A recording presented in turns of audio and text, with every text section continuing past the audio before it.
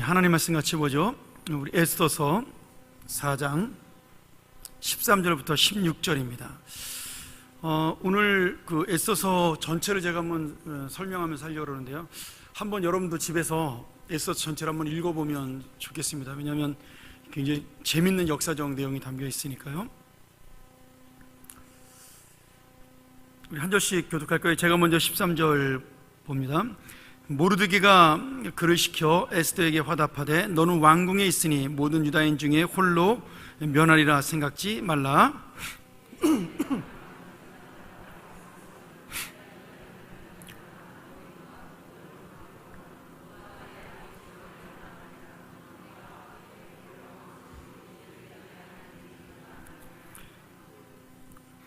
에스더가 명하여 모르드게에게 회답하되 당신은 가서 수산에 있는 유다인을 다 모으고 나를 위하여 금식하되 밤낮 3일을 먹지도 말고 마시도 마소서. 나도 나의 시녀로 더불어 이렇게 금식한 후에 규례를 어기고 왕에게 나아가리니 죽으면 죽으리이다. 아멘. 우리 여성 중창단 하나 만들어도 될 것 같아요. 정말 잘해 보면요. 자, 오늘 우리의 인생에 하나님의 사명과 희생이 있는 그러한 내용이 담겨있죠. 에스더서와 특별히 다른 느헤미야서를 보면 이 본문에 대한 내용들이 좀 자세하게 이 주제를 가지고 이야기할 수가 있습니다. 오늘은 에스더서를 가지고 이야기를 하려고 그러고요.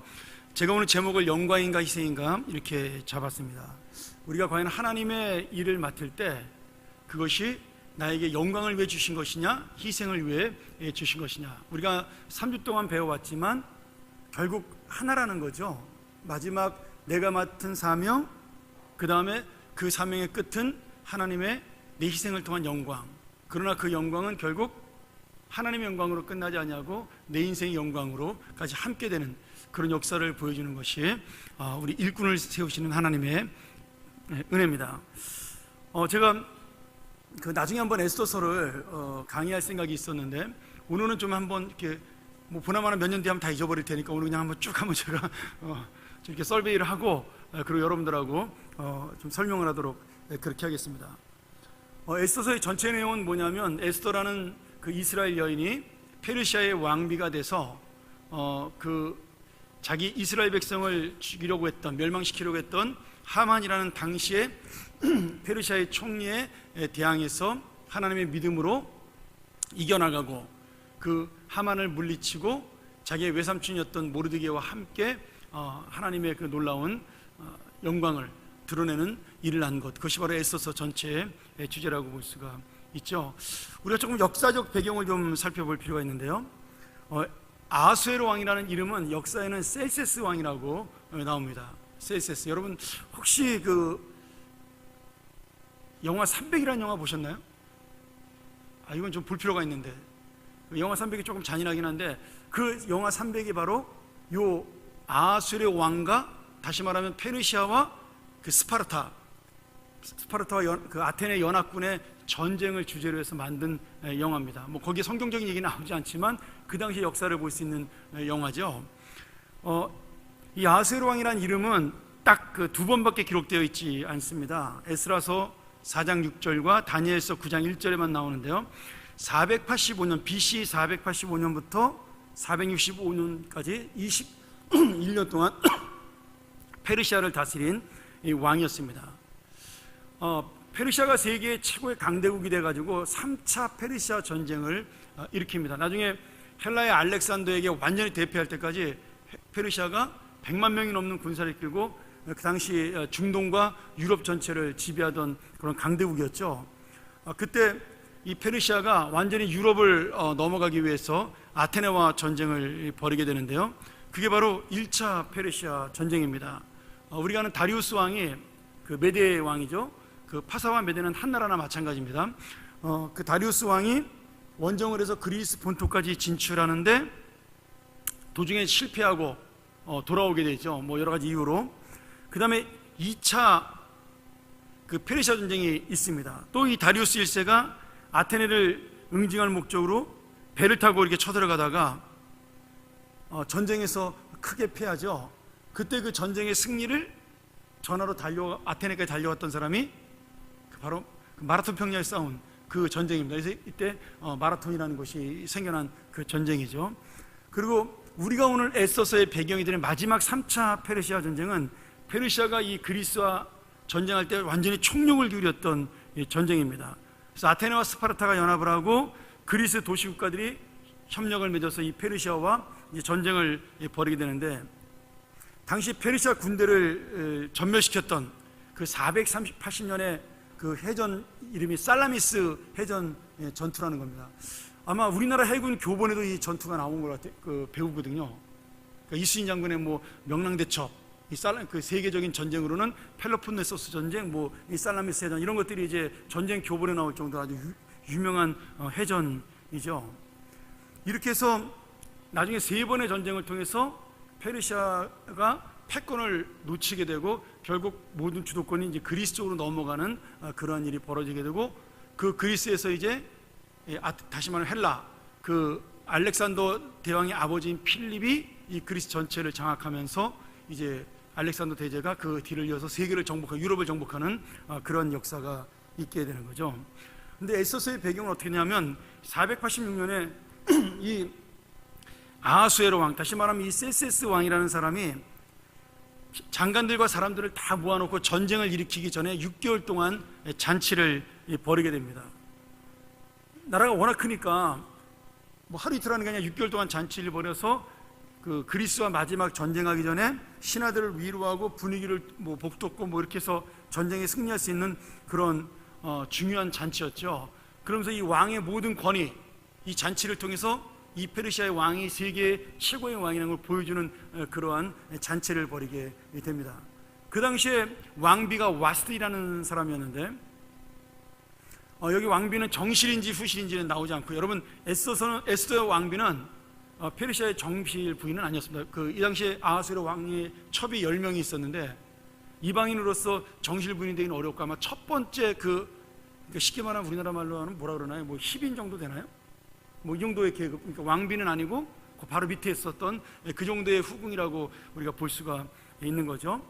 그때 이 와스티 왕비를 그 잔치에 나오라 그랬는데 왕비가 거절을 하죠. 여러 가지가 이유가 있지만 우리 학자들의 견해로는 그때 그 술에 취한 아하수에로 왕이 그 잔치의 흥을 돋구기 위해서 왕비 보고 나체로 들어오라고 그렇게 명령을 내린 겁니다. 그래서 그게 여자로서 이 궁전의 왕비의 권위를 떨어뜨린 것이라 해서 왕의 청을 정중하게 거절하는데, 왕의 권위를 높이기 위한 잔치에서 그런 일이 벌어졌으니까 신하들이 아무래도 이제 그 왕비의 외척들과 정쟁 간에 있는 어떤 라이벌들이겠죠. 이 정족들이 이번 기회에 이 페르시아 남자들이 만약에 이 왕비를 그냥 두면 페르시아 남자들의 모든 권위가 땅에 떨어지니까 왕께서 왕비를 폐위시키고 새로운 왕비를 뽑아야 된다라고 요청을 하게 되고, 그래서 와스티가 폐위가 되고 이제 에스더가 뽑히게 된 거죠. 자, 근데 새로운 왕비가, 우리가 성경에 보면 이 잔치 뒤에 바로 왕비가 간택이 된 것처럼 보이는데, 역사상으로는 전쟁이 끝나고 와서 폐위는 시켜놓고 전쟁을 시작을 했는데, 전쟁이 끝나고 나서 이제 지고 왔으니까 얼마나 상심이 되겠어요. 그래서 그 왕을 위로하기 위해서 새로운 왕비를 뽑았는데 그게 바로 에스더였었다. 이렇게 세계 역사는 우리가 볼 수가 있는 거죠. 나중에 한번 고대 그리스 전쟁사라든지 아니면 페르시아 전쟁사를 보면 아주 자세한 얘기가 나오니까 한번 관심 있는 분 보시고요. 그거 관심 없으면 영화 300이라는 영화라도 이렇게 한번 보셔요. 재밌습니다. 자, 근데 이 아하수에로 왕이 왕비를 뽑을 때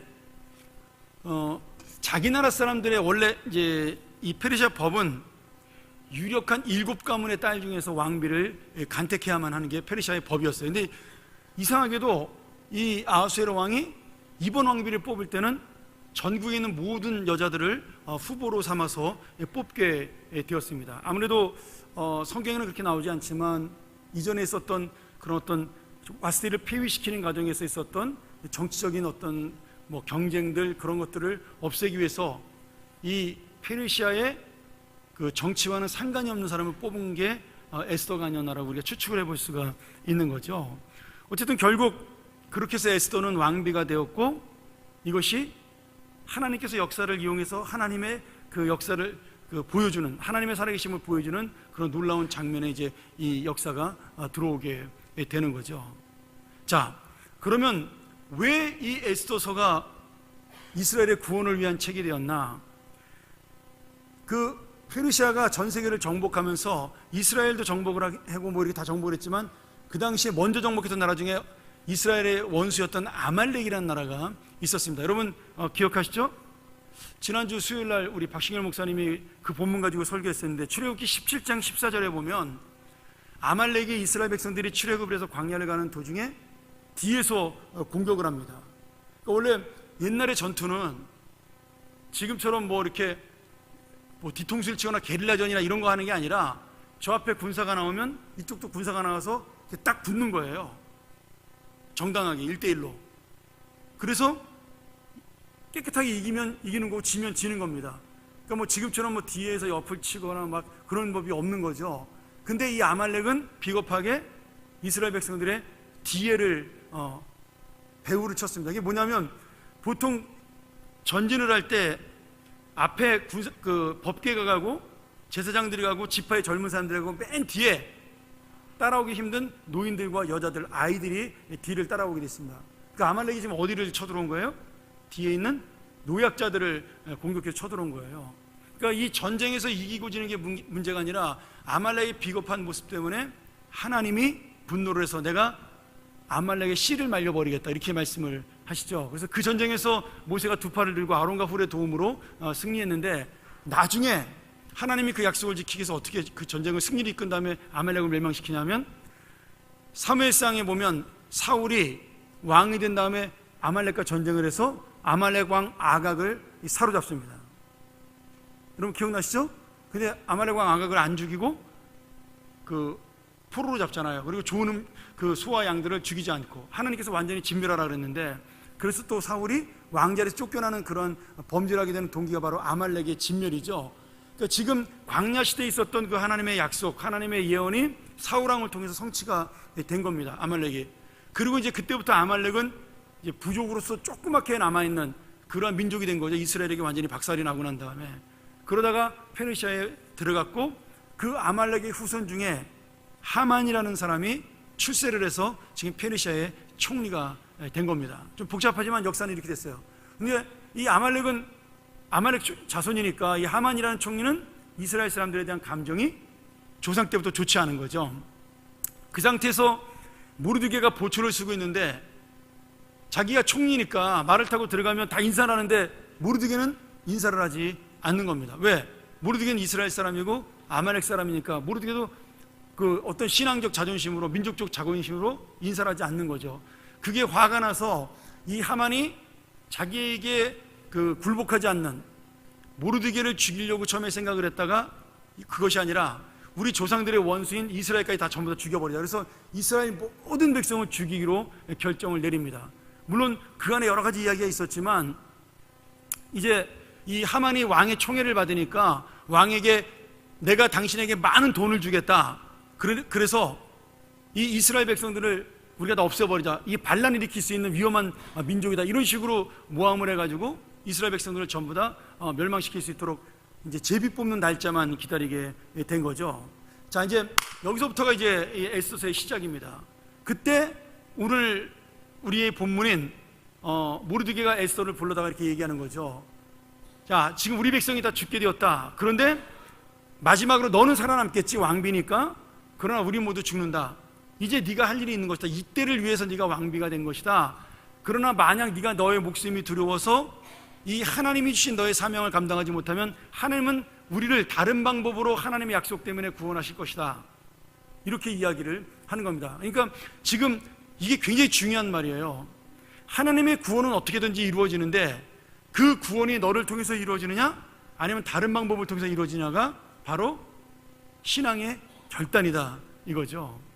자, 이제 1번부터 들어가겠습니다. 좀 이해가 되시나요? 좀 시간이 없어서 제가 좀 빨리 설명을 했는데, 뭐 나중에 또 에스더 공부하죠. 재밌습니다, 아주 에스더가. 자, 1번 모르드게와 에스더의 영광, 그리고 이스라엘의 고난. 자, 모르드게는 페르시아에 와서 에스더를 잘 키웠고, 그리고 왕비라는 영광을 얻게 되었고, 하나님의 어떤 그 축복을 받게 된 거죠. 그런데 그 축복과 영광 속에 이스라엘 사람들이 하만에게 고난당하는 그런 것들이 시작이 되는 겁니다. 여러분, 제가 지난번에도 한번 얘기했지만, 내가 왕비가 되고자 하는 것, 내가 높은 사람이 되고 왕이 되고자 하는 것, 요셉이 총리가 되고자 하는 것은 개인의 꿈이고 비전일 수 있어요. 그렇죠? 그런데 제가 뭐라 그랬어요 그때요? 되고 난 다음에는 무엇이 있어야 된다고요? 거기서 하나님의 비전과 하나님의 꿈과 사명이 이루어져야 된다고 이야기했습니다. 처음부터 내가 하나님의 비전을 이루기 위해서 나는 무슨 어디에 사장이 되겠다, 아니면 대통령이 되겠다, 여러분, 그런 사람 별로 없습니다. 그리고 그런 식으로 돼서도 안 됩니다. 왜냐하면 그거는 자기의 목적을 위해서 하나님의 꿈을 이용하는 거예요. 내가 열심히 살다 보니까 자연스럽게 그 자리에 올라간 겁니다. 근데 그 자리에 올라간 것은 분명히 하나님의 목적이 있는 거예요. 이거 바꿔서 생각하면 안 됩니다. 다니엘이 총리가 돼서 내가 이 땅에 하나님의 꿈을 펼치겠다, 그런 생각을 한 것이 아닙니다. 그냥 하루하루를 하나님의 뜻대로 열심히 살고, 그리고 그 느부갓네살 왕의 신하가 되어서 충성스럽게 일을 잘 충성스럽게 감당했더니, 성실하게 살았더니 인정받아서 어느샌가 총리가 된 겁니다. 물론 거기에는 하나님의 계획도 있고 하나님의 은혜도 있고 축복도 있었겠지만, 처음부터 내가 어떤 목적을 가지고 나는 무조건 이게 돼야만 돼, 왜? 내가 하나님의 뜻을 이루어야 되니까, 이런 식으로 꿈을 꾸는 거는 그건 욕심이지 하나님의 비전이 아니라는 거예요. 그러니까 우리가 어떤 목표를 세울 때 여러분 잘 생각을 하셔야 됩니다. 그 목표를 이루는 거를 내 욕심을 이루게 하면서 거기에 하나님의 꿈이나 비전을 넣어서는 안 된다는 거죠. 왜냐하면 지금 여기 있어도 하나님의 비전은 이루어지고요, 저쪽에 있어도 하나님의 비전은 이룰 수가 있는 겁니다. 이 자리에서 이룰 수 있는 하나님의 꿈이 있고, 그 자리에서 이룰 수 있는 하나님의 꿈이 있는 거죠. 근데 우리는 반드시 내 목적을 이루기 위해서 저 자리에 가야만 내가 하나님의 꿈을 이룰 수 있다고 말하는 것은 하나님의 비전을 이루는 믿음이 아니라 자기 욕심을 채우는 믿음이라는 이야기죠. 자, 애써서 이스라엘을 구원하려고 왕비가 된 것은 아니었어요.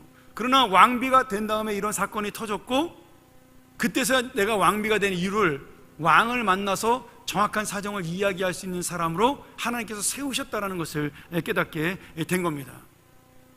그래서 이스라엘은 불신앙으로, 우리가 오늘 새벽에도 시간에 얘기했지만, 그들이 우상을 섬기고 하나님을 버리고 배반함으로 결국 바벨론 나라에 멸망당하고, 바벨론은 페르시아에 멸망당해서 지금 포로 생활을 하고 있지만, 모르드게하고 에스더는 지금 자기의 있는 자리에서 어떻게 하면 내가 하나님의 뜻을 이룰 수 있고 하나님의 사명을 감당할 수 있을까를 고민하고 실천함으로 하나님의 영광을 이루는 성도가 되었다는 거예요. 여러분, 이것이 왕비이기 때문에 이뤘다가 아닙니다. 높은 사람이 되었기 때문에 이뤘다가 아닙니다. 그냥 내가 있는 자리에서 내가 하나님의 사명을 이룰 수 있다는 거예요. 그 자리마다 하나님이신 은혜와 사명이 있다는 거죠. 자, 그래서 이 사명을 이루기 위해서 에스더는 이제 결심을 하게 되죠. 근데 중요한 거는 이 사명을 이루기 위해서는 반드시 뭐가 있어야 되냐면, 첫 번째는 결단이고요, 두 번째는 희생입니다. 이거 제가 수십 번 더 얘기한 거죠. 2번 한번 보실까요? 에스더의 결단과 희생, 그리고 하나님의 은혜입니다. 자, 처음에 하나님의 이 결단과 희생이 힘들고 어려운 일이죠. 근데 이게 하나님의 약속과 은혜를 만나는 과정이 돼요. 자, 하만의 핍박과 이스라엘의 고난은 단순히 처음에 개인의 교만과 질투로 일어난 겁니다. 내가 총인데 나한테 인사하네, 이놈의 자식, 이렇게 시작을 한 거예요. 그러다가 그래, 이스라엘 놈들은 다 이래, 이 원수들, 그리고 이게 다 죽이는 사람으로 된 거예요. 결국 하만이라는 한 사람의 질투가 이스라엘 민족을 다 죽일 수밖에 없는 무서운 그런 위기가 오게 된 거죠. 그래서 우리가 보통 어떤 역사적인 사건을 보거나 우리에게 일어나는 사건을 볼 때, 우리는 그것이 눈에 보이는 현상은 하만의 문제와 모르드게의 문제지만, 오늘 아침에도 제가 말씀 전했죠. 야곱과 그런 세겜 족속의 문제가 아니라, 이것은 하나님의 나라를 무너뜨리려는 사탄과 그리고 하나님 나라를 세우고 회복시키려는 하나님과의 영적 전투예요. 대부분이 그렇습니다. 지금 이스라엘 백성을 죽임으로 인해서 사탄은 어떤 걸 승리해요? 하나님 나라를 세우려는 하나님의 계획을 지금 깨트리려는 거죠. 하나님은 그 사탄에 대항해서 사탄을 멸망시키고 하나님 나라를 세우는 것이 하나님의 목적입니다. 그런데 이 사탄과의 영적 싸움에 승리할 때 가장 필요한 것은 뭐냐면, 하나님은 사탄하고 직접 싸우지 않으셔요. 왜? 하나님은 전능하신 분이고 사탄은 피조물이잖아요. 그래서 하나님께서는 우리를 통해 이 사탄과의 영적 싸움을 이루시는데, 이 사탄과의 영적 싸움에서 승리하는 유일한 길은 딱 두 가지입니다. 하나는 자기 희생이고, 두 번째는 하나님의 은혜가 역사하는 거예요. 그게 성경에서 말하는 모든 전쟁과 그 전투, 그리고 하나님 나라를 세워가는 과정에 있어서의 성공입니다. 희생과 하나님의 은혜. 자, 질투에 대한 얘기를 좀 한번 해보죠. 여러분 사진 한번 보실래요? 링컨 대통령, 제가 얘기 좀 하려고 그러는데, 링컨 대통령을 암살한 사람이 존 부스라는 영화 배우입니다. 존 윌크스 부스죠, 정확하게 말하면. 그냥 우리가 보통 미들네임 빼니까 존 부스라고 부르는데, 이 존 부스는 아버지가 에드윈 부스 시니어라는 분인데 셋째 아들이었습니다. 원래 배우였는데 아버지와 형제들이 다 배우였어요. 그러니까 자기도 어릴 때부터 그 배우의 꿈을 키우기 시작을 했죠. 그래서 1855년에 연기를 하게 돼서 리처드 3세라는 연극도 하고 여러 가지 그 영화에 출연하면서 조금 이름이 알려지기 시작을 했습니다. 문제는 아버지와 형이 훨씬 더 유명한 영화 배우였던 거예요. 그래서 항상 아버지하고 형에 대해서 열등감을 가지고 있었습니다. 그러니까 이제 이 부스가 한 번은 아버지하고 형하고 같이 연극 무대에 섰는데, 이 아버지 형하고 서니까 부담이 돼가지고 열등감 때문에 막 말을 떨고 실수를 해가지고, 쟤는 아버지나 형보다 연기를 못해, 이런 평가를 받게 된 거죠. 그러던 중에 1861년에 남북전쟁이 벌어지게 됩니다. 근데 부스는 원래 백인이니까 남부를 지지해서 링컨을 반대하는 쪽에 쓰게 된 거죠. 근데 전쟁이 막바지에 들어가서 결국 4년 뒤인가요? 링컨 대통령이 이끄는 북부의 승리가 되었습니다. 자, 우리 사진 보시죠. 오른쪽이 링컨 대통령이고 왼쪽이 존 윌크스 부스라는 암살범입니다. 1865년에 이 부스는 결국 6명의 남부 지지자들, 이미 전쟁은 끝이 났지만 내가 어떻게 하면 이름을 날릴 수 있을까를 고민하다가 이 6명의 남부 지지자들과 함께 영화를 보던 링컨 대통령을 암살하기로 결정을 하죠. 그래서 우리 미국인 사촌이라는 영화를 보던 링컨을 무대 뒤에서 총으로 쏴서 죽이게 됩니다. 그러면서 이렇게 외치고 도망갔어요. 폭군은 언제나 이렇게 될 것이다. 그리고 도망갔는데 안 잡혔습니다. 그리고 링컨은 그날 저녁 사경을 헤매다가 결국 세상을 떠나게 되고요. 10일 동안 도망다녔던 1865년 4월 14일서부터 10일 동안 도망했던 존 윌크스 부스는 리처드 가렛이라는 농부의 집에 머물렀다가 거기서 신고를 해가지고 잡으러 온 경찰에게, 연방 경찰에 체포되고 거기서 총격전을 벌여서 결국 사살을 죽게 됩니다. 이제 총에 맞아서. 그때 이렇게 외쳤다 그러죠. 나는 단지 아버지에게 인정을 받고 싶었을 뿐이다. 결국 나중에 심리학자들이 이 존 부스를 연구하면서, 존 부스가 링컨을 암살한 것은 어떤 무슨 종교적 이념이나 사상적 이념이나 어떤 그런 것에 큰 이데올로기나 가치를 가지고 암살한 것이 아니라 형과 아버지보다 유명해지지 못하는 자신의 열등감을 이기기 위해서, 그래서 내가 더 유명한 사람이 되기 위해서 결국은 이 암살 쇼를 벌인 거다, 이렇게 해석을 하게 됩니다. 그러니까 결국 링컨이라는 위대한 인물은 한 남자의 열등감 때문에 암살을 당하게 된 거죠. 근데 지금 오늘 이 비슷한 얘기가 벌어지는 거예요. 지금 이 하만의 열등감, 이스라엘 백성에게 예전에 그 사울왕에게 망했던 자기네 족속에 대한 열등감, 그리고 자기에게 인사하지 않는 모르드게를 보면서 그 열등감이 폭발화된 겁니다. 그래서 이제는 내가 저보다 높은데 왜 나한테 인사 안 해? 그러면서 이 모르드게뿐만 아니라 모든 이스라엘 백성을 죽이기로 결정을 하는 거죠. 한 사람의 열등감과 한 사람의 피해의식이 얼마나 큰 죄를 범하는지 우리가 알 수가 있습니다.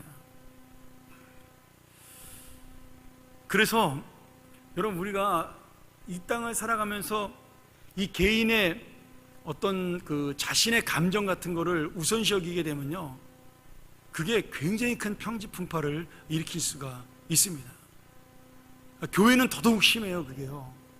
그래서 교회 리더들은요, 개인의 감정을 죽이는 것이 굉장히 중요합니다. 그건 뭐 목사든 장로님이든 집사님이든 다 똑같습니다. 이 감정이 중요시 여기지는 순간부터 교회는 문제가 일어나기 시작을 해요. 그러니까 그냥 우리 이런 거 있잖아요. 왜 제일 중요한 거, 어떤 것을 하나 하는데 이것이 하나님의 뜻을 이루는 길이에요. 그러면 이게 중요한 목표라면 이것이 이루어지면 다른 나머지 것들은 가볍게 여기게 됩니다.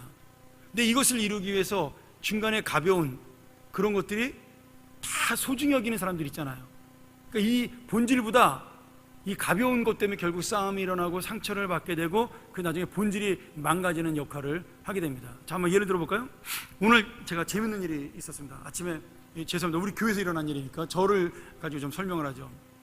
제가 우리 새생명 축제 준비하는데 그 다음 주에 우리가 이제 영상 틀어주면서 전도 동료 이제 킥오프를 시작을 하니까 제가 갖고 있던 동영상 하나를 우리 전도팀에게 줬습니다. 쓰라고. 근데 그거보다 우리 교회 집사님, 젊은 집사님 마음이 훨씬 더 감동적인 영상을 만들어 갖고 왔어요. 근데 여러분 잘 보세요. 하나는 담임 목사가 준 영상이에요.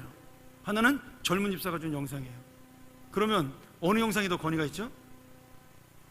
당연히 내 영상이 권위가 있어야죠, 여러분. 그렇죠? 그렇다고 썩 나쁜 것도 아니니까.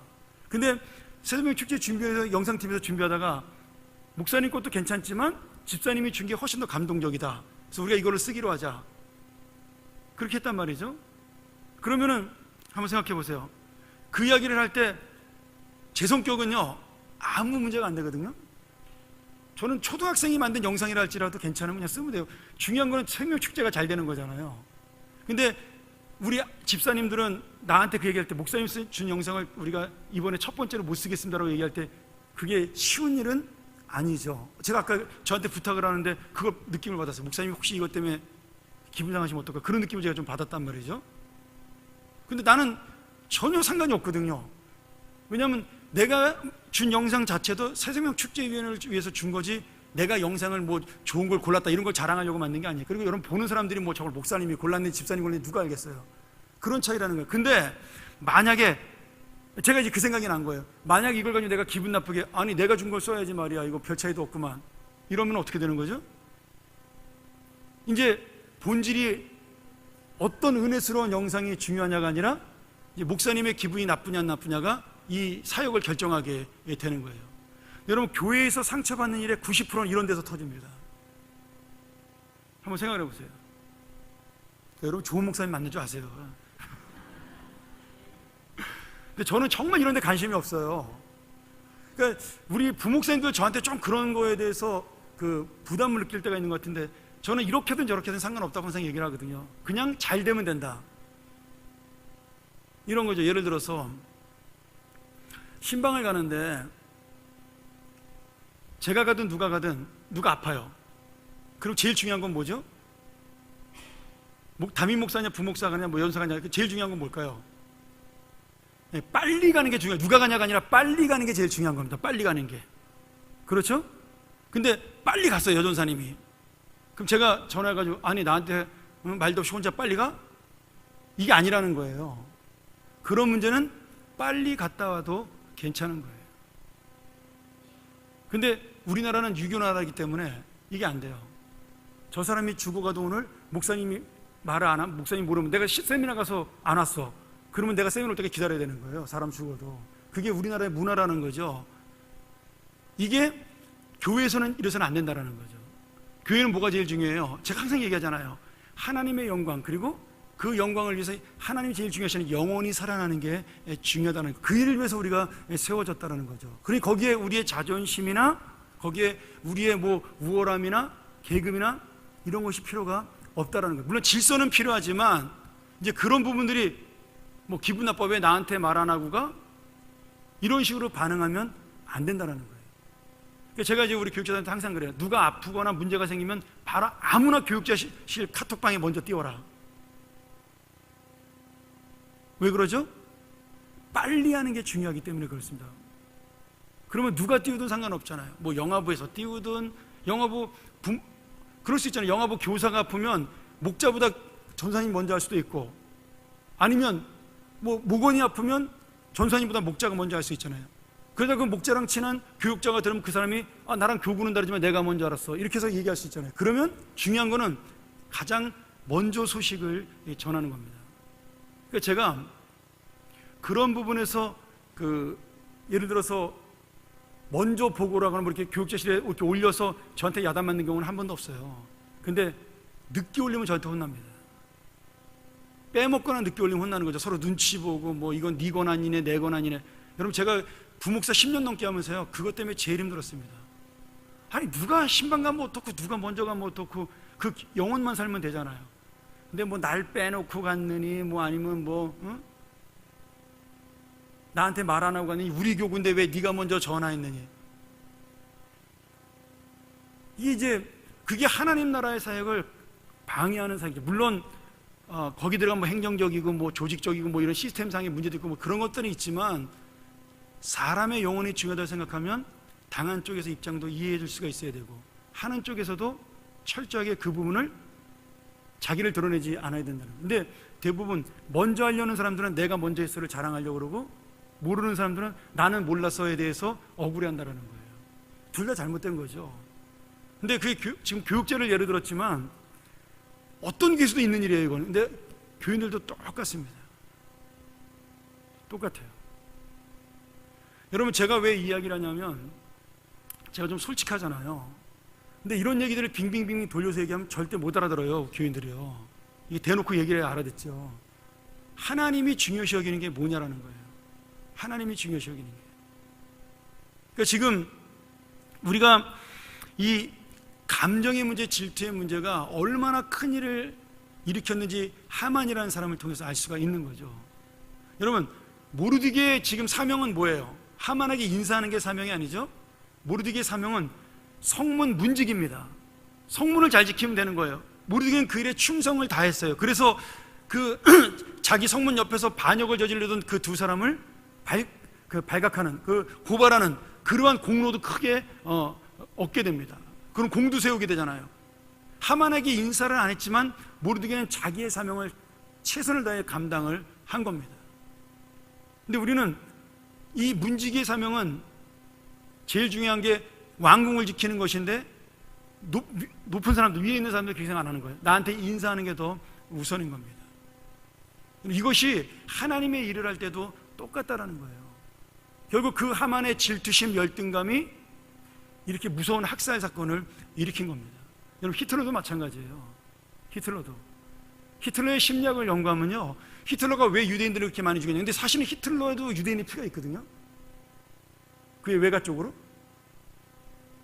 근데 히틀러가 왜 유대인을 이렇게 미워하게 되냐면, 히틀러의 아버지가 되게 무능한 사람이었는데 엄마가 히틀러의 아버지랑 헤어지고 난 다음에 그 새로운 남자를 만났는데 그게 유대인이었어요. 그게 히틀러의 마음에 상처가 된 겁니다. 그래서 그 상처를 안고 자란 히틀러는 유대인들을 미워하는 마음이 생기기 시작을 한 거죠. 여러분 그 열등감의 감정, 그리고 자기 개인의 감정이 600만이 넘는 유대인들을 죽이는 결과를 낳았습니다. 그러니까 작은 내 상처의 감정이 이 교회에 큰 구멍을 만들어내게 되는 거예요. 평상시에는 드러나지 않아요.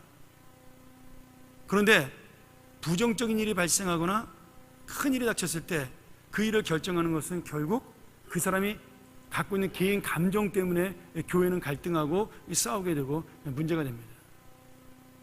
여러분 제가 그 고등부 때 있었던 교회에서 교회가 싸워서 3개로 갈라진 적이 있습니다. 그래서 그 도시에서 제일 컸던 교회가 갑자기 반으로 주는 그런 일이 있었죠. 근데 그때 제가 대학교 2학년이었는데 군대 갔다 와서 대학교 1학년이었나? 2학년 잘 기억이 안 나요. 하도 오래돼서. 근데 그때 이제 싸우는 분들의 이야기를 이렇게 들어보면요, 처음에는 정의를 가지고 싸웠어요. 담임 목사님과 장로님, 그리고 장로님과 새로 되신 그 후임자로 오실 목사님과 담임 목사님, 처음에는 정의와 옳은 것과 불의한 것, 성경적인 것과 비성경적인 것을 싸우기 시작을 했어요. 근데 한 달쯤 지나니까 어떤 일이 벌어졌냐면, 이쪽 장로님이 옛날에 내가 뭐 부탁했는데 안 들어줬어, 난 그래서 저쪽 장로님 편 못 들어, 이렇게 이야기가 되는 거죠. 결국 그래서 어떻게 됐어요? 내가 싫어하는 사람과 내가 좋아하는 사람이 편이 갈리게 된 겁니다. 제가 볼 때 그 교회요, 안 갈라지고도 충분히 봉합할 수 있는 교회였어요. 그런데 결국 그런 문제들이 하나씩 하나씩 쌓아지면서 감정 때문에 교회가 갈라졌습니다. 그때는 잘 몰랐는데 지금 제가 목회를 하면서 가만히 생각을 해보니까 그 중간에 그것을 컨트롤할 수 있는, 그것을 봉합할 수 있는 좀 인격적인 장로님이나 그런 리더 한 분이 있었더라면 그 교회는 충분히 안 갈라지고 지금도 훨씬 더 부흥하는 교회가 될 수 있었을 거라는 생각이 들어요. 여러분, 우리에게 있는 열등감이나 우리에게 있는 어떤 감정의 문제는요, 처음에는 나타나지 않습니다. 그러다가 나중에 문제가 터질 때 이것이 같이 나와요.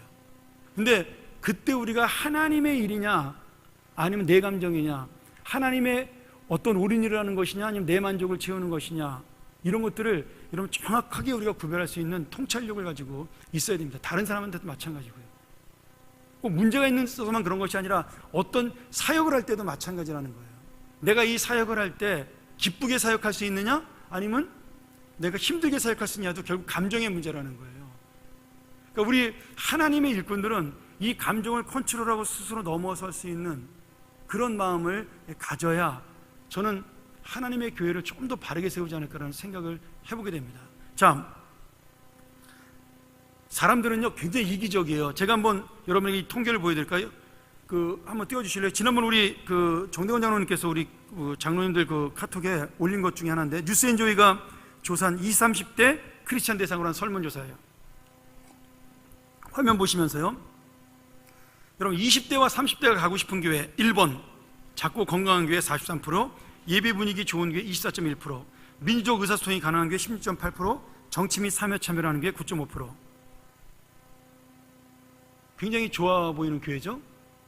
근데 여러분, 요 1, 2, 3, 4번에 해당되는 교회는요 100명 넘는 교회 한 교회도 없습니다. 그거 아세요?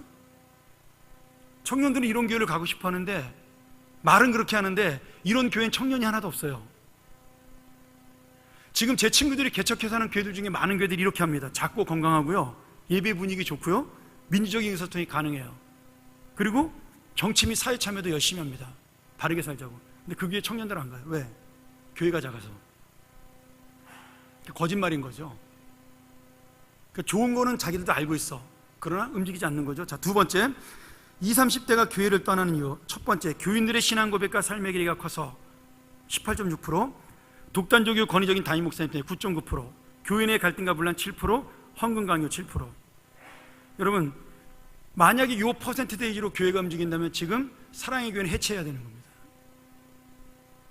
그렇죠? 내가 교회 이름을 직접 대서 그런데 이 네 가지 때문에 교회를 떠난다는 그럼 사랑의 교회 청년부는 해체해야 되는 거죠. 아니, 사랑의 교회뿐만 아니라 많은 대형 교회들이 이런 갈등을 갖고 있잖아요. 목사님이 후임자를 정할 때 자기 아들을 세우고 막 이런 것 때문에. 근데 그 교회 청년들은 어느 교회보다 부흥하고 있는 거죠. 그러니까 이것도 거짓말이라는 거예요. 여러분, 이런 숫자 노름에 속아서는 절대로 안 됩니다.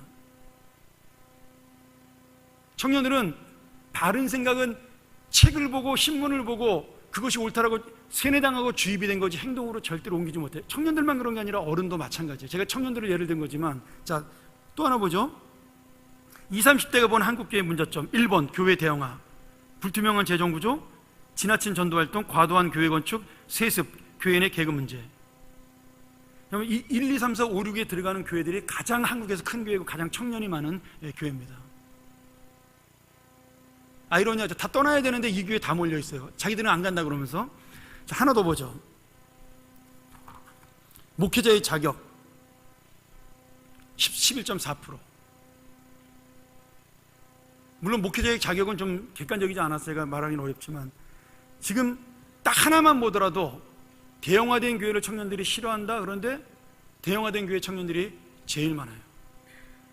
그러니까 우리가 지금 내가 갖고 있는 이상적인 생각과 내가 지금 행동으로 움직일 수 있는 것은 전혀 상관이 없다라는 거예요. 그러니까 우리가 얼마나 악한지를 아시겠죠? 말은 뻔질리로 하게 쓰이는 거예요. 원칙과 뭐 합리적인 것과 잘난 체는 다 할 수 있지만 그것을 지킬 수 있는 사람은 진짜 극히 드물다라는 거죠. 여러분, 이게 지금 청년들을 향한 그 통계니까 그러지 어른들은 안 그럴까요? 난 똑같다고 봅니다. 어른들도 좋은 교회 그러면 1번 뭐 권위적이지 않은 교회, 뭐 민족인 교회, 뭐 그런 얘기 할 거예요. 헌금을 봉사 굳이 많이 하는 교회, 뭐 이렇게 쭉 순서 나갈 거예요. 근데 그런 교회는요, 교인이 없어요. 100명이 안 돼요, 다. 그렇게 이상적으로 움직이는 교회는. 우리 교회도 그렇게 이상적으로 움직이면 여기 남아있을 사람이 없는데 힘들어요. 그렇게 하면 교회를 희생을 얼마나 많이 해야 되는데요.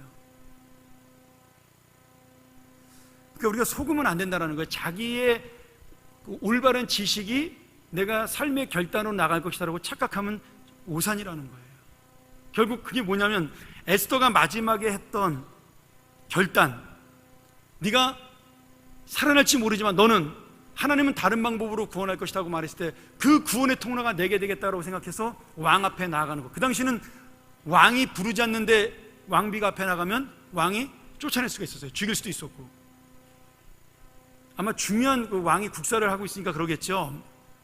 그런데 에스더가 내가 죽을 각오로 하고 금식하고 하나님 앞에 매달리고 왕 앞에 나아갔다라는 거예요. 자기 희생을 각오해서, 자기 민족을 위해서.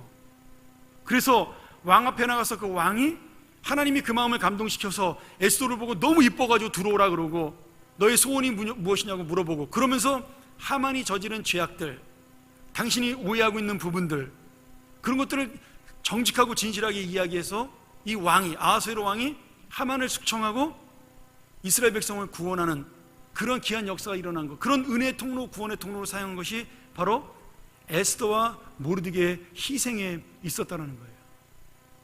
이렇게 하면 된다라는 거 모르는 사람 세상에 아무도 없습니다. 근데 이렇게 할 수 있는 사람이 이렇게 많지 않다라는 거예요. 우리가 그 약점과 내가 연약함을 인정할 수 있어야 그게 하나님 앞에 정말 겸손하고 바른 일꾼으로 설 수가 있습니다. 여러분, 우리는 어쩌면 너무나 체면 때문에, 뭐 아니면은 내가 주위의 이유식 때문에, 아니면 내 인생 때문에, 그런 것 때문에 옳은 얘기를 많이 하고 그렇게 해서 교회가 나간다고 이야기는 하지만 실제로 그 자리에 갔을 때 나는 없다라는 거예요. 그 자리에 항상 교회라는 게 그런 것 같아요. 우리 교회는 모두 부족하고 그러다 그랬을 때, 그것들을 행할 때 정말 그 자리에 그분들이 다 있냐면 그렇지 않다라는 거죠. 여러분, 제가 1부예배 시간에 잠깐 얘기했습니다만은 2부예배는 시간이 없어서 못했어요. 지난주에 박성진 그 장관 후보자가 사퇴했어요. 이런 사퇴한 가장 큰 이유가 그분이 창조과학자라는 이유 때문이었습니다. 뭐 다른 이유도 있었겠지만 저는 그게 주된 이유라고 봐요. 그분의 뉴라이트 사상이나 역사관이나 저는 그게 그렇게 중요하지 않다고 봐요. 왜냐하면 그 사상은 야당 쪽 사상하고 맞는 거니까 오히려 더 찬성을 했어야 되는 거죠. 근데 그가 결정적으로 반대한 게 창조과학을 믿는다라는 거였어요. 과학자로서. 제가 거기에 충격을 받은 겁니다. 신문기사에 어떻게 났냐면 그가 청문회에 나와서 이 지구가 성경대로 만들어진 지 6천년이 됐다라고 말하는 순간에 우리는 저 사람이 끝났다라고 생각을 했다. 여당 국회의원이 그런 이야기를 했단 말이죠. 근데 그렇게 말한 여당 국회의원은 예수 믿는 사람이었어요. 그럼 그 사람은 창조를 안 믿는데 예수 믿는 거예요? 하나님이 창조한 사실을 안 믿는데 지금 예수 믿는다고 말하는 건가요? 교회 다닌다고? 어느 교회인가요? 그 교회는 하나님의 이 땅을 창조한 걸 믿지 않는데 장로를 세우고 집사를 세우는 그 교회는 무슨 정신 나간 교회인가요? 그게 무슨 교회예요? 여러분, 성경의 가장 중요한 역사는요, 창조와 구원과 부활입니다. 그리고 이 구원과 부활은요, 하나님의 새로운 창조, 이 창조의 그 회복을 하기 위해서 만든 것이 구원이고 이 창조의 완성을 하게 만드는 것이 부활이에요. 그러니까 우리가 지금 예수님이 재림하는 것도 이 창조가 완성되는 것을 경험하는 게 예수님의 재림인 겁니다. 근데 창조를 안 믿는데 그분이 그 교회 중직자라는 말이에요? 말도 안 되잖아요. 여러분, 우리나라 국회의원의 65%가 예수를 믿습니다. 그러면 청문회에 나왔던 20명의 국회의원 중에 질의했던 사람 중에 최소한 12명은 예수를 믿는 사람이라고 볼 수 있잖아요. 근데 그 12명 중에 단 한 사람도 그 박성진 장관 후보자에 대해서 당신의 그 창조로는 우리가 신앙적으로는 받아들일 수 있다라고 이야기한 사람이 한 명도 없다라는 거예요. 그런 고리타분한 비과학적인 논리와 사고를 가지고 당신이 장관할 수 있겠냐, 이렇게 다 비난했다라는 거죠. 여러분, 그 중에 12명이 그리스도인이라는 거예요. 그러면 여러분, 그분들 다 교회 다니고 교회 집사 장로의 최소한, 그러면 그분들이 다니는 교회는 도대체 무슨 교회인가요? 그분들은 무슨 예수를 믿는 건가요? 창조하신 창조주 예수 그리스도, 창조주 하나님을 안 믿으면 도대체 누구를 믿는 건가요? 그게 바로 우리의 현실이라는 겁니다. 내가 가지고 있는 지식의 현실이라는 거죠. 저는 그래서 장관 후보자가 떨어졌다 안 떨어졌다가 중요한 게 아니라 지금 이런 믿음을 가지고 있는 사람들이 지금 이 교회 리더로서, 그리고 세상 리더로서 나가서 그리스도인이라고 말하고 있다는 게 너무나 부끄럽고 참담한 현실이라는 겁니다. 그러니 당연히 성령의 능력이 그들의 삶 속에 나타나지 않는 것이고 이 나라가 엉망이 돼가고 있는 거죠. 여러분, 창조를 안 믿는 사람들이 하나님의 뜻대로 정치를 하겠습니까? 절대로 그렇지 않은 거죠. 자기 마음대로 하는 거죠. 하나님을 믿지 않는데 어떻게 하나님 뜻대로 정치를 해요? 최소한 아수에로 왕만도 못하죠. 최소한 느부갓네살 왕만도 못한 겁니다. 본인은 안 믿어도요, 다니엘이 고백한 걸 보고 하나님을 믿었어요. 애굽 왕 바로는 본인은 안 믿었지만 요셉을 보고 하나님의 살아계심을 믿는다고 얘기했어요. 근데 그분들은 예수를 믿으면서도 하나님의 살아계심을 믿지 않는데 어떻게 하나님을 위한 정치를 하는 거예요? 여러분, 그래서 우리가 그분들에게 이 나라 맡기면 큰일 납니다. 우리가 기도해야 돼요. 우리가 기도해야 돼요. 제가 뭐 다른 건 다 떠나서 신앙 하나만 가지고 얘기할 때 그렇다라는 거예요. 여야를 막론하고 그리스도인이라면 창조를 믿어야죠. 그것이 과학적이든 비과학적이든, 저는 뭐 그런 논리로 여기서 싸우고 싶지 않아요. 뭐 진화론이 과학적이다? 그것도 뭐 속된 말로 개풀 뜯어먹는 소리죠. 여러분, 아메바가 진화해서 우리 인간이 됐다, 좋으세요? 단세포로 해서 여러분 사람 된 게 좋으셔요? 난 기분 나빠서 못 믿을 것 같아요, 그거 진화론을. 내가 원숭이가 사람 됐대. 원숭이랑 나랑 형제예요? 여러분, 기분 좋으셔요? 차라리 하나님 창조한 게 훨씬 더 기분 좋죠. 근데 우리는 그런 거에 대한 관심이 없다라는 거예요. 지금 성경적인 논리가 이 세상에서 하나도 안 돌아가는데도 불구하고 우리는 고민하고 관심 갖고 있지 않다라는 거예요. 그럼 또 당연히 신문에 뭐라고 나와 있어요? 비과학적인 창조라고 나와 있어요. 비과학적이라고. 여기 우리 교사 하시는 분들 생물책 보면 전부 다 진화론만 배우지 창조론 안 배우잖아요. 둘 다 가설인데 그거에 대해서 한 번도 우리가 그리스도인들이 교과서에다가 창조론을 실어달라고 우리가 데모를 하거나, 뭐 사학재단 뭐 그런 법 할 때는 진짜 뭐 머리털 깎고 나와가지고 데모 많이 하지만 성경대로 이 나라를 가르치자고 얘기하는 데는 데모하는 걸 한 번도 본 일이 없어요. 제가 그게 안타까운 거예요. 세금 내지 말자는 거는 그냥 신문에 주구장창 떠들어대면서 창조를, 하나님의 창조과학을 교과서에 실천한 얘기 하는 사람을 한 번도 들어본 적이 없습니다. 그게 우리의 신앙의 현 주소라는 겁니다. 여러분, 내가 하나님을 믿고 있다, 알고 있다, 그게 아니라 내 이익이 되지 않을 때, 당장 내 눈앞의 현실이 어렵고 힘들어서 이것이 이익되지 않을 때도 그것을 부인하지 않는 게 중요하다는 거예요. 그것을 내가 믿고 가는 게 믿음이라는 겁니다. 여러분, 에스더는 죽냐 사느냐의 문제를 가지고 죽음을 택한 사람이에요. 물론 살았지만요. 그런 자기 희생이 있었고 자기 포기가 있었기 때문에 자기 혼자만 살아난 것이 아니라 수많은 이스라엘 백성을 구원할 수가 있었습니다. 자기가 죽고자 하는 살겠고 살고자 하는 죽는다는 그 말씀이 나오는 거죠. 참 재밌게도 에스더서에 하나님의 이름이 한 번도 나오지 않습니다. 에스더를 읽으면요, 한 번도 하나님의 이름이 나오잖아요. 그러나 그 순간순간마다, 시간마다, 그 역사의 그 장마다, 그 간격마다 하나님이 이루시는 역사, 하나님의 이름을 부르지는 않지만 하나님의 뜻대로 사는 사람들의 역사가 가득 차 있는 것이 에스더서예요. 여러분, 하나님은요, 하나님의 이름을 부르는 자보다 하나님의 뜻대로 사는 자를 더 원하십니다. 마태복음 7장 21절에 나더러 주여 주여 하는 자마다 천국에 들어갈 것이 아니요 하늘에 계신 내 아버지의 뜻대로 행하는 자라야 들어간다라고 말씀하셨어요.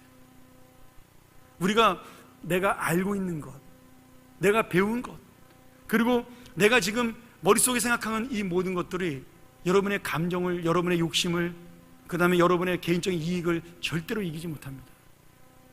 그러니 여러분, 하나님 앞에 정말 우리가 은혜를 구하지 않으면 이 교회, 여러분의 일꾼됨은 아무 의미가 없는 거예요. 말씀 마치도록 하죠. 하나님께서 우리에게 여러 번의 기회를 주셨습니다. 마태복음 20장 1절부터 16절에 보면 포도원 일꾼의 비유가 나와요. 아침에 6시에 나온 사람도 똑같은 돈을 받고, 9시에 나온 사람도, 12시에 나온 사람도, 3시에 나온 사람도, 5시에 나온 사람도 똑같은 돈을 받습니다. 제가 예전에 한번 이거 대회 때 설교한 적이 있지만 그것이 바로 하나님이 우리에게 주시는 기회예요. 내가 몇 시간을 일했든 무엇을 받았든 그것은 너에게 준 하나님의 은혜다. 일할 수 없는 자를 세우시고 일할 수 없는 자를 부르셔서 지금 하나님이 하나님의 사람으로 세워졌다는 것, 그런 사람들이 내가 몇 시간 일했으니까 공로로 인정해달라고 말하는 것 자체가 죄라는 거죠. 1시간을 일하고 한 달 한테를 받든 9시간을 일하고 한 달 한테를 받든 그것은 은혜지 너의 공로가 아니다라는 거예요. 그리고 주님은 우리에게 끝까지 지금 아침부터 저녁까지 날마다 기회를 주시는 거예요. 너 지금도 늦지 않았다, 와라. 창피하고 미안해서 못 가요. 남들은 아침부터 일하는데 전 5시에 가서 어떻게 1시간 일하고 남사스러워서 월급 받습니까? 여러분, 그런 감정을 하나님이 원하시는 게 아니에요. 그냥 순종하는 걸 원하시는 거예요. 우리 할 때 와, 열심히 네가 할 수 있는 1시간 동안 최선을 다해. 그것이 내 뜻이지, 그것이 나의 소원이지 너의 감정이 내 소원이 아니다라는 거예요.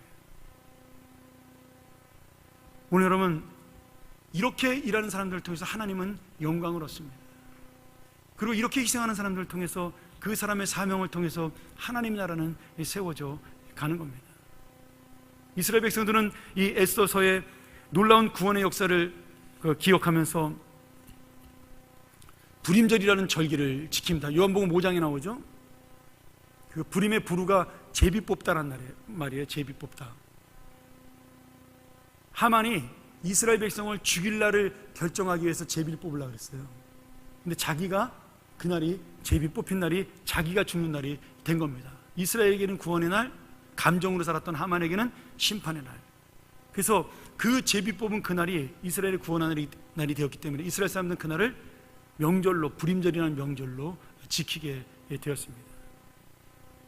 우리가 불임절은 없지만 오늘 이 불임절의 명절의 의미를 잘 아셔야 돼요. 희생하는 자와 감정대로 산 자, 하나님의 사명을 깨닫고 내가 이 자리에서 하나님의 뜻을 이루는 자와 내 것을 이루고자 하는 자의 결과를 보여주는 것이 바로 불임절의 의미라는 거죠. 오늘 이 말씀을 통해서 정말 성도의 삶이 무엇이냐, 교회의 목적이 뭐냐, 그것이 가장 중요한 교회가 됐으면 좋겠어요.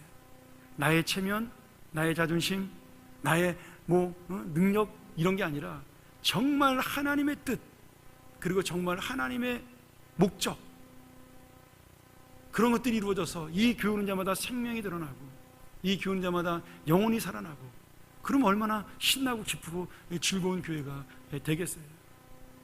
여러분, 정의롭고 진실한 교회, 그런 교회 찾으려면요, 여러분이 정의롭고 진실해야 되는 거죠. 오늘 우리가 이 말씀을 보면서 나는 영광을 위해 희생하는가, 아니면 내 자리를 위해 희생하는가, 잘 고민했으면 좋겠어요. 오직 우리가 희생할 것은 하나님의 영광입니다. 그리고 그 영광은 결국 나의 영광이 되는 거죠. 우리 같이 한번 이 시간 기도하겠습니다.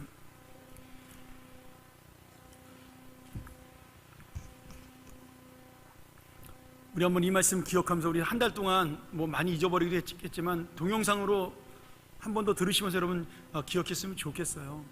정말 목사님 저렇게 한 달 내내 애써 말씀하신 이유가 무엇인가?